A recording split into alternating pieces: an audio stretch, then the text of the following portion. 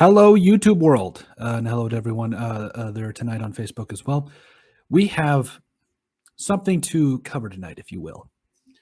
It all started, I would say roughly back a couple of months ago. I'm not going to give you guys exact dates because I don't have that kind of time anymore. However, I do know that I said, watch out for the Arizona Cardinals in 2021. People called me nuts. They said, "Oh, what's this guy talking about?" Some of the points I brought up about Christian Kirk, about Chase Edmonds, they say he's underrated. No, he's not. No, he's not. Had to say it. DeAndre Hopkins, one of the best wide receivers in the entire game, traded away for a box of peanuts. And now we talk about the big trade. The big signing, not even a trade, I apologize. The signing that I think a lot of people are going to be excited about, and rightfully so. The Cardinals have signed J.J. Watt to a 2-year deal. This was very much anticipated, and it's wild, if you ask me, because I think a lot of people were kind of expecting him to shop around his answers. I've heard everything from the Green Bay Packers to the Vikings. I'm telling you, as a Vikings fan, I knew he wasn't coming to the Vikings. There was just no way with the Vikings' current cap situation and his fit in a 4-3 scheme. I didn't know how it would work. People called me crazy when I said, watch out for the Cardinals in 2021. That's okay. I've been called worse. I can deal with it. I'm going to start going off because I was right about this for once, and I'm never right about anything. Just ask my fiance. Okay? So I was right about the fact that not only do you have to watch out for the Cardinals, but by the way, I'll add the link in the description to that video down below. I was also right about J.J. Watt, who was going to sign with the Cardinals, because it made a lot of sense when you consider the fact that J.J. Watt was going to reignite with his former teammate, DeAndre Hopkins, or they call him Nuke Hopkins. I love that nickname, by the way. I called it. Why? Because I said, and I quote, well, maybe not an I quote, pretty close though. I said, reunite him with the DeAndre Hopkins, reunite him with the young quarterback, reunite him with a young and upcoming defense, and you'll see what you can do. I'm not one really to brag. You can also ask my fiance about that. I don't really brag a whole lot, but for the one time that I get something right, you're right. I'm going to brag about this a little bit. I might not get anything right for a long time again, so I'm going to brag about this a little bit.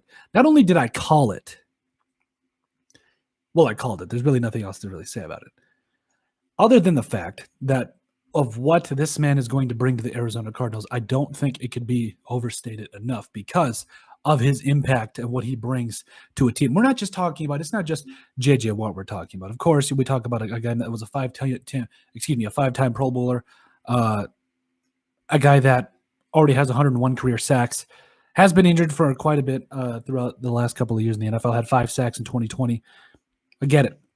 This is really the only year in the last 3 seasons, the last 5. This was only the second year in which he was fully healthy. So I get some of the hate, I get some of the criticism, understand it. But if J.J. Watt stays healthy, he will not only come out and ball for this defense, he's going to be a leader. I talked about it the last time on the podcast about how you got a starter on every level of the defense that is in that, superstar conversation. You talk about guys like Budda Baker. We fell in love with Budda Baker.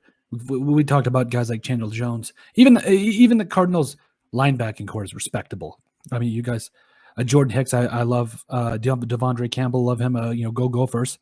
Hassan Reddick had 12.5 sacks last year. Patrick Peterson's probably not going to be back, but that's just how that goes. But we're talking about J.J. Watt that's coming off a down year for J.J. Watt, in which he had an 85.4 PFF grade, 5 sacks, 48 total tackles is what I'm seeing here. J.J. Watt, it's because clearly he's not the same player he was. We understand that. We get all that. It's okay. That's fine. But what he's going to provide for this team moving forward, oh, my brother. Oh, I mean, it's one thing, to get J.J. Watt, but it's another thing to get him as a leader, too. Again, we already talked about the Cardinals and the fact that, they got Kyler Murray, who threw 26 touchdown passes, nearly 4,000 yards, also ran for 11 touchdowns. We covered the fact that Kenyon Drake nearly had 1,000 rushing yards in his own right, also had 10 rushing touchdowns. We covered the fact that Chase Edmonds had nearly 500 rushing yards, also added a rushing touchdown this year. We covered the fact that Christian Kirk had a respectable year this year. That's right, respectable year. I'm going to say it for the people in the back.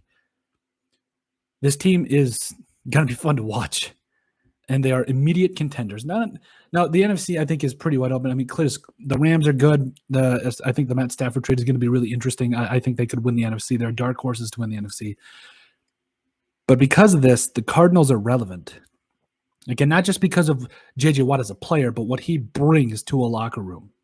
This was a relatively young team in terms of leadership. Now they got J.J. Watt for his abilities on the football field, which, I mean, he can still eat now. J.J. Watt can go out there and still eat now. And you also get him as a leader in the locker room. You get him with a young quarterback. You get him with DeAndre Hopkins, a good running game.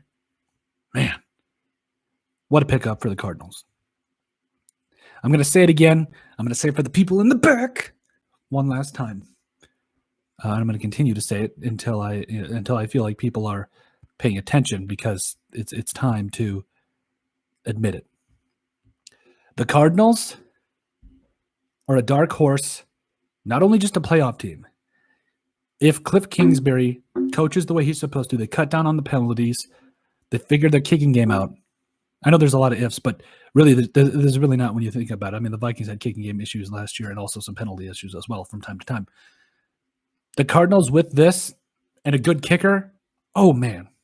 But let me know what you guys think down below. I think of the J.J. Watt signing by the Cardinals. I love it. I think it's going to be really good for this franchise. Make sure you guys like and subscribe down below. Leave a like and a comment. It helps people find the show. We greatly appreciate all the support we've gotten. Go out there and have a great night. You guys can make sure you guys also listen to us on YouTube, and we're going to continue doing live streams. And to submit a question, make sure you guys submit those to thesportsbp@yahoo.com. Also, check out our website at thesportsbppodcast.com. Yeah, that's our URL. And then also you can make sure you guys listen to us on Anchor and SoundCloud, I believe, or excuse me, Anchor and iTunes, rather. So have a great night. Go out there, take it easy. Tip your waitresses. But yeah, watch out for the Cardinals in 2021.